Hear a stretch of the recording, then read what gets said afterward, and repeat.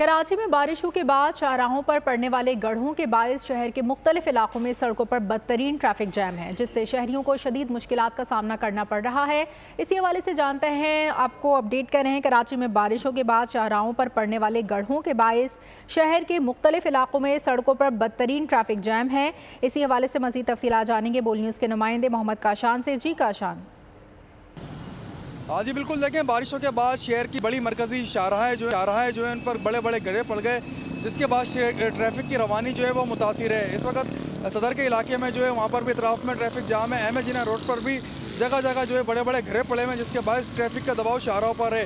मलीर से लेकर कायदाबाद जाने वाली शाहराह पर भी ट्रैफिक जाम है। पूरे कराची में इस वक्त इस टाइम पे जो है ट्रैफिक का निज़ाम धर्म भरम हो चुका है। जबकि ट्रैफिक पुलिस का बताना है कि ICI पुल पर 22 व्हीलर ट्रक खराब हो गया, जिसके बाद ट्रैफिक की रवानी उस पुल पर भी जो है मुतासिर है। ऐसे ही कराची के मुख्तलिफ इलाके हैं, गुरु मंदिर हो गया, 3 अट्टी के ऊपर जो है तरक्याती काम जारी है। दूसरी जानिब ट्रैफिक पुलिस की जानिब से दावा किया जा रहा है कि ट्रैफिक की रवानी जो है कुछ देर में कराची में अपने मुताबिक जो है वो आ जाएगी। ट्रैफिक एहलकार भी मौजूद है और बहुत शुक्रिया काशान।